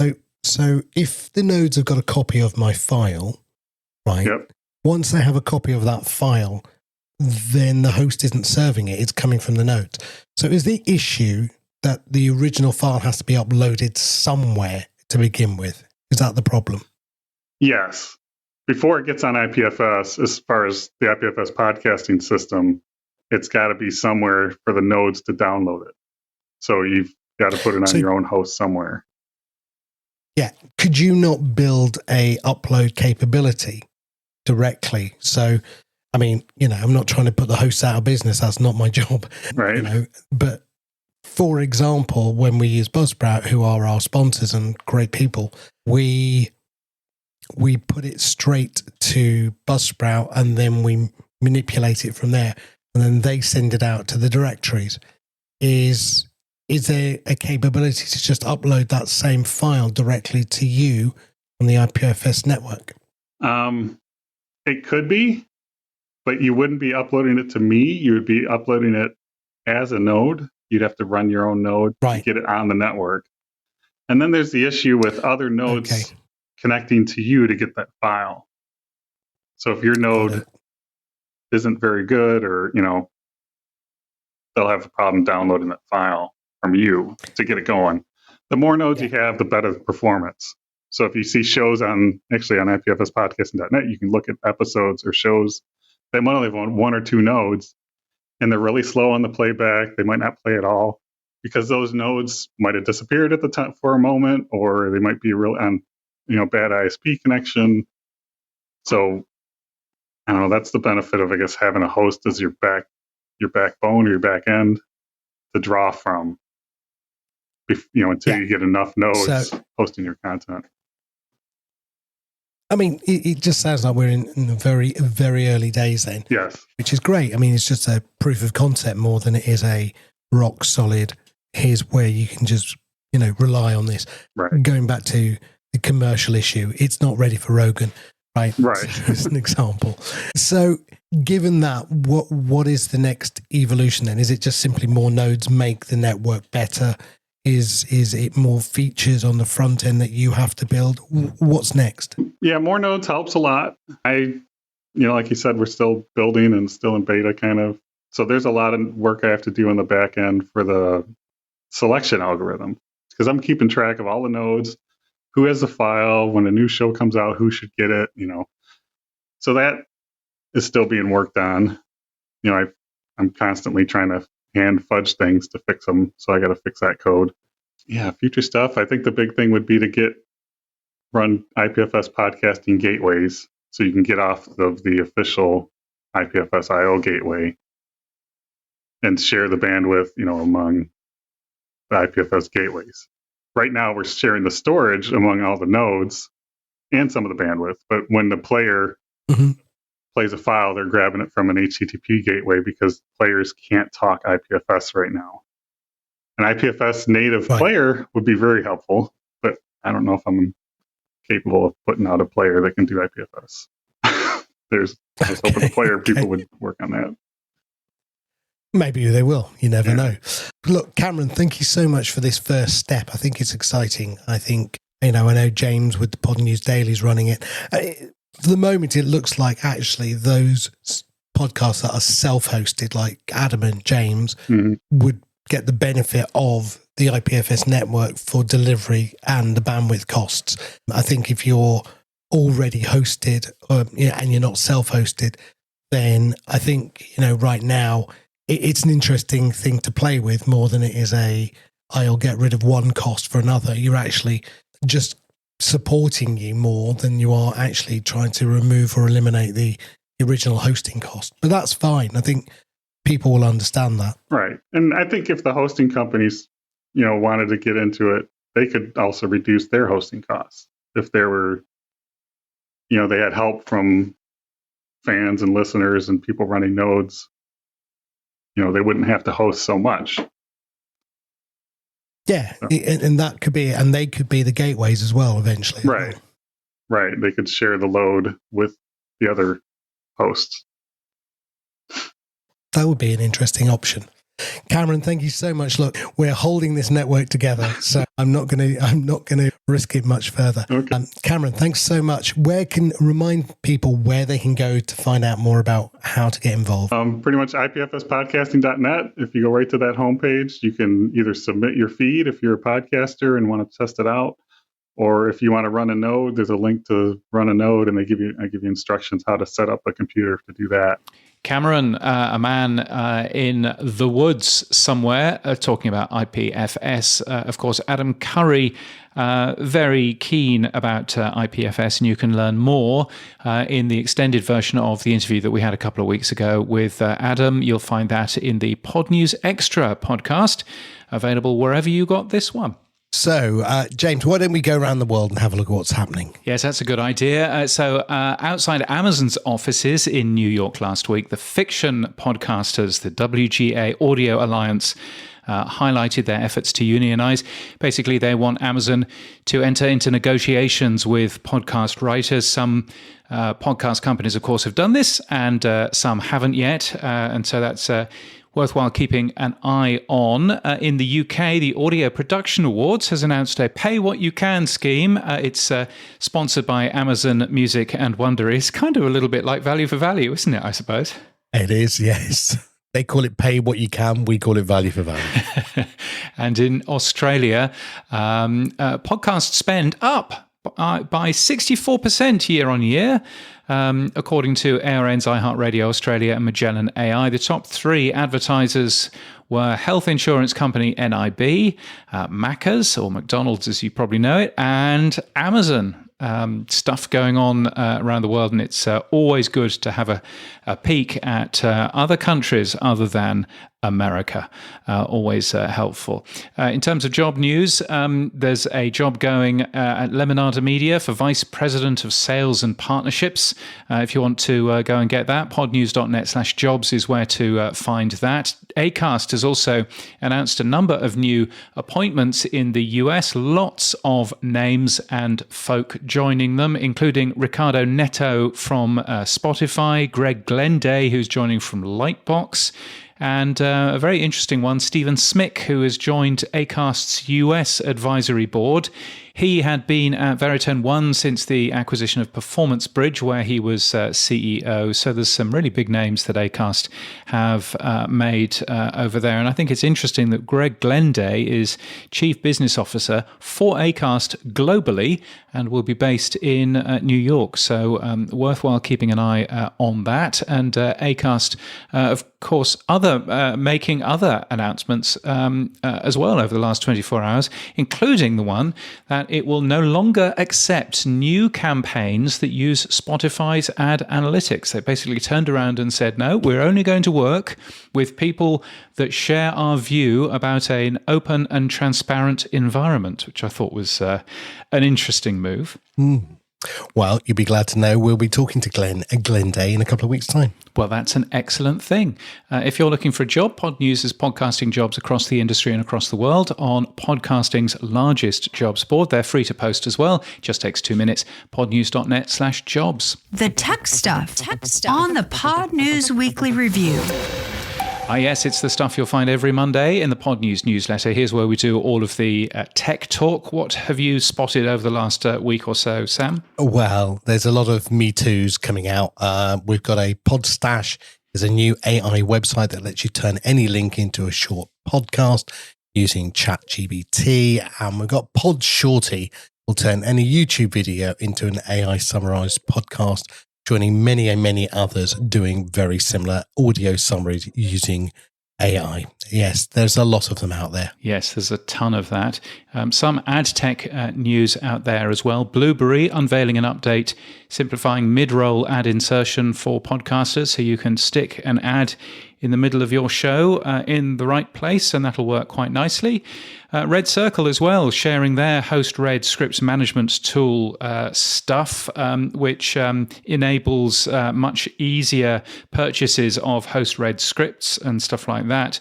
But what they've also announced is that in the first half of the year, its host-read ad platform revenue more than doubled, which is really good news. But even better news, I suspect, for them, is that quarter two was a profitable quarter for the company, and they plan to invest further in their platform later on in the year. Red Circle will be hidden away at the podcast movement thing as well. Booth 604, in case you want to go and see them, not too far away from the Pod News booth.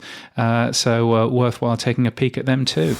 Podcast events on the Pod News Weekly Review.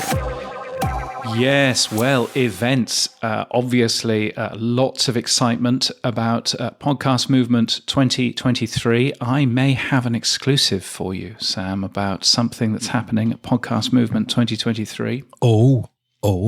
Yes. Do tell. Or are you going to hold us in suspenders for a few more minutes? No, I will tell you right now. So I mentioned a little bit earlier on that Pod News will have a stand there, stand 801, if you want to come and see us, opposite the Descript stand. Well, we're not quite opposite the Descript stand. We're opposite the puppies. We're opposite, Sam, the Pod News puppies. Hey. I can exclusively reveal that Pod News is sponsoring the puppies. They are puppies from a proper puppy, rehabilitation place. It's all above board. It's all good news. But the Pod News puppies will be there at Podcast Movement. So if you fancy some strokes and some, tickling under the tummy and all of that, leave James alone. You're not allowed to stroke him. He doesn't like it. Do not stroke James. And I believe that the puppies are there in the afternoons, and you can come and see if I'm actually at the stand, which I may be, or I may not be. I've still got to buy things like some Australian candy for the stand and various other things. And so that's going to be fun. Come and see the Pod News tablecloth, because apparently we're getting a bespoke tablecloth. Who knew? Other things going on at Podcast Movement, which I'm actually quite pleased about, even though it starts with bad news. Kai Chuck from YouTube is no longer answering questions at Podcast Movement, which he was down to do. I was quite excited by that. Sorry, can I just point out, James? He's never answered any questions yet so far. So what's changed? Why start now? Actually, I'm delighted about that, because he was said to be a speaker, and of course he didn't say an awful lot at Podcast Movement Evolutions a couple of years ago. The good news is that his place is being taken by the product lead of podcasting at Google, Steve McClendon. Now, Steve knows all about the YouTube stuff because he was involved in the launch of podcasts on YouTube, so he will easily answer all of those questions. But he was a former co-founder of 60dB, which was purchased by Google a long, long time ago. And he also looks after Google Podcasts. So if there's the right person to get to talk from all of Google about what they're doing in the podcasting space, then Steve McClendon is your man. So very much looking forward to that. Of course, he's been put on in one of the smaller rooms, Aurora C, but Wednesday, 2:30 in the afternoon. If I can squeeze in there, then I'm looking forward to ending up doing that. The session is sponsored by OSHA as well, so that should be good. You won't be at Podcast Movement, will you, Sam? You have a feeble excuse. Yeah, I have a feeble excuse. I've got a lunch date. That's it, is it? Okay, who with? So I'm going for lunch with Tom and Jason over at the podcast show. So yeah, so I won't be in Podcast Movement, but yes. Now, nice. I genuinely got my dates wrong. We were in Greece last week. I thought we were going to be in Greece next week. So there you go. And I didn't book anything. That's the real reason. Well, there you go. Other events going on. The Afros and Audio Podcast Festival, which is October the 21st in Baltimore. And also online. And a friend of the show, Rebecca Sananes, is hosting a month-long weekly online workshop and network to develop and grow your podcasting craft and career. You can go and register for that now. You'll find a link in the show notes, probably, if I remember to put it in. It starts September the 12th. And if there's one person that knows her onions, it's Rebecca Sananes. Is that a phrase? It is now. I don't think so. Yeah, we can find out. And Pod News Live, which is happening in London on the 27th of September. I've had a number of emails this week saying, where is it? And what is your recommended airport? That's always a good start. So my recommended airport for London is Heathrow. Although, frankly, you'll be coming into Heathrow unless you're a real cheapskate. So therefore, it's a good thing.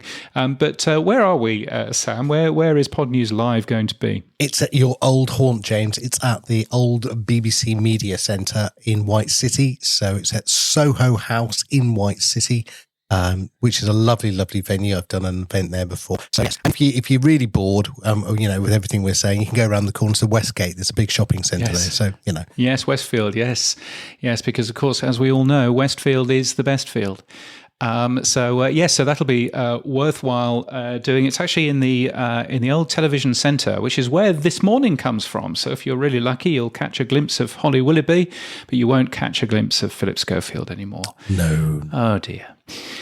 The day after, of course, September the 28th, is the British Podcast Awards as well, which I'm looking forward to. And, I've heard a bunch of cool people who are coming to Pod News Live, which is very exciting. So who'll be hidden away in the audience. Chris from Hindenburg said that he might be coming. And he said, the flight that I will be catching leaves again at 8 o'clock in the evening, unless you're going to a pub, in which case I'll stay the night. And I've said, we're going to a pub. I've got no idea where the pub is, but nevertheless, we're going to the pub. So, yes. So that's what we're doing. It'll be good to end up seeing him as well. And there are more events, both paid for and free at Pod News. Of course, virtual events or events in a place with people. If you're organising something, tell the world about it. It's free to be listed. podnews.net/events. Boostergram Corner. On the Pod News Weekly Review. Oh, it's our favourite time of the week, Sam. It's Boostergram Corner. And we've got the stars listening now, haven't we? We've got this person.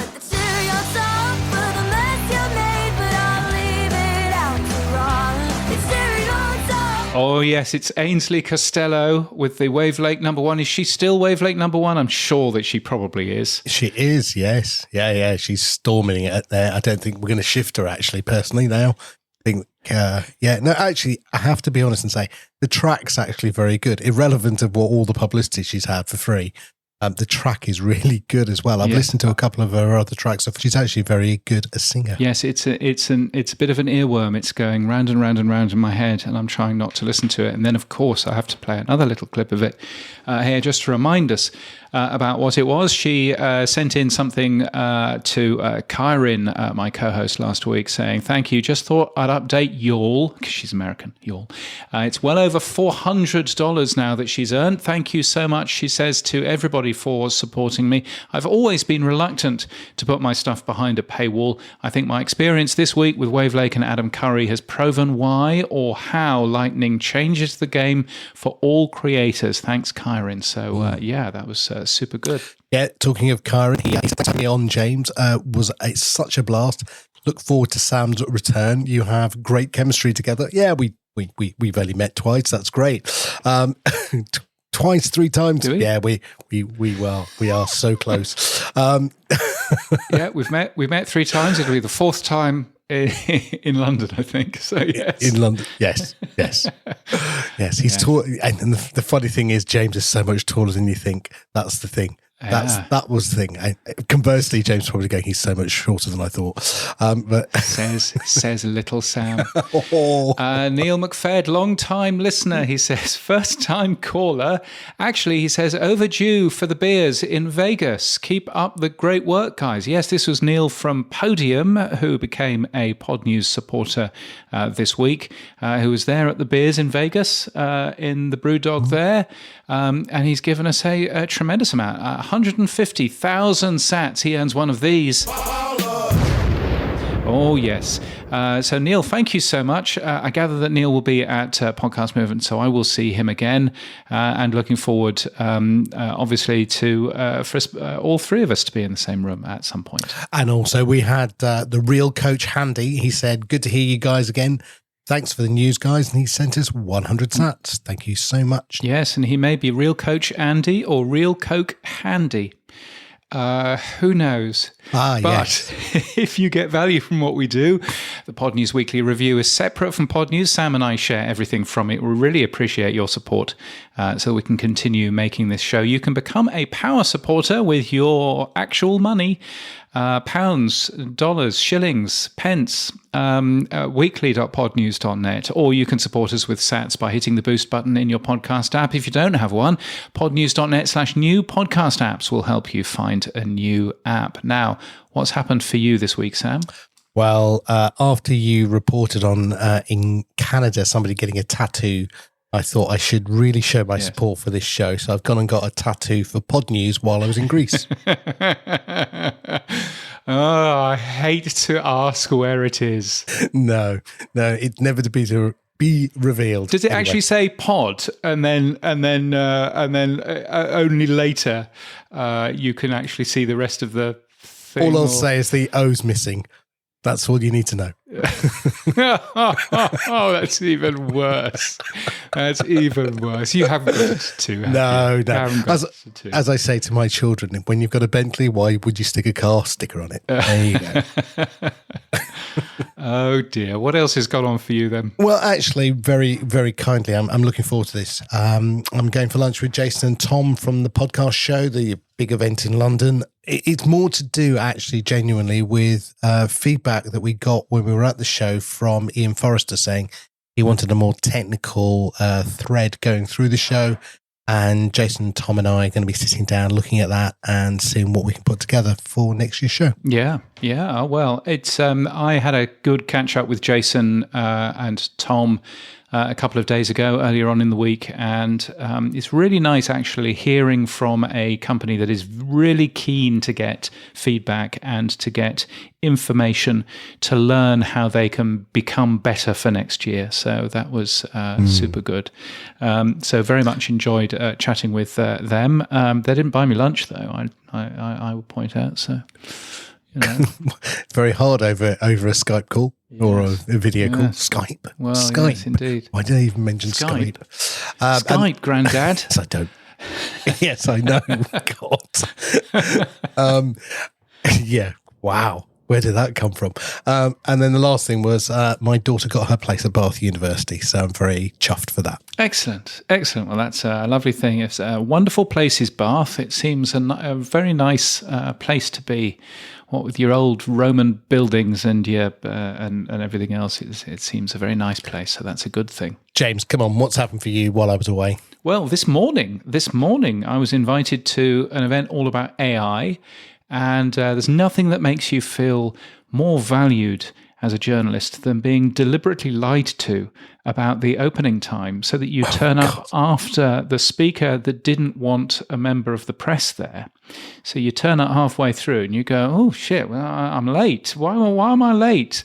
And then they say, oh yes, the bloke from Microsoft, he didn't want any press there. And, you know, in case Microsoft got negative press. Microsoft. So yeah, but the person who I did go to see from Adobe was really interesting, talking about generative AI, talking about how Adobe is using AI for video and for pictures and for all kinds of stuff. Some really amazing things that Adobe is doing in the picture world. I did ask when they're going to be making any announcements around podcasting, and the answer is possibly around IBC, which is September, big trade show in September in Amsterdam. I think it's September. That's when it normally is. So so that should be interesting to find out, although probably they'll be having a look at Descript and going, oh, well, gosh, what are we going to do there? And the other thing I've been doing is packing. Because obviously heading off to sunny Denver on Saturday. I'm doing the 2-hour flight from Brisbane to Sydney, then the 15-hour, 45-minute flight to Dallas, and then the 2-hour flight from Dallas to Denver. So imagine how fragrant I'm going to be when I get into Denver on Saturday evening. But there we are. But Sunday, I'm seeing a friend of mine who lives in Denver these days, and I'm going to go shooting. What's he giving you? Shooting a gun. Big SLR or a little 9mm Browning? What's he giving you, James? Well, we're going to a shooting range, and big guns. I think they look as if they're proper rifles. Oh. So yes, so we don't want any of that. But that's the proper American thing, isn't it? Go to America and shoot a gun. Yes. So that's what I'm going to be doing on Sunday.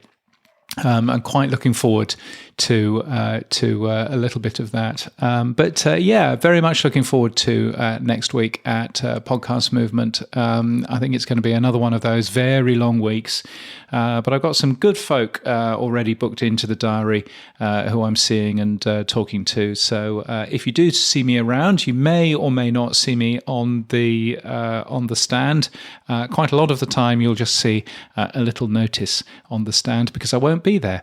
But it'll be good to end up seeing you, and come and see the Pod News puppies. That's all I can say. And remember, do not stroke James. Do not stroke James. Yes, especially strokes on the tummy. We don't want any of that. Although snacks are absolutely fine. You can give me some snacks. Those are absolutely fine. Next week on this very show, it's going to be a little bit of a different sounding show because we will be coming from the exhibitor hall. We will be, this show and the new media show will be joining forces, is I believe the phrase that we have to say. Joining forces next week. So we'll come out slightly later next week from the exhibitor hall. You'll be able to hear lots of people around us drinking beer, and Todd and Rob and other guests and me. That's right, Todd. We'll be talking using Nemono. Yep. You know those fearsomely expensive Nemono, little cordless microphones. So we'll be using those. So if you don't understand a word of next week's show, that's why. But looking forward to that. And then a normal show the following week, including an interview with Nathan Gaithright from Transcribe FM, which I'm looking forward to hearing from him. And that's it for this week. You can give feedback to James or I by using email to weekly@podnews.net or send us a boostergram.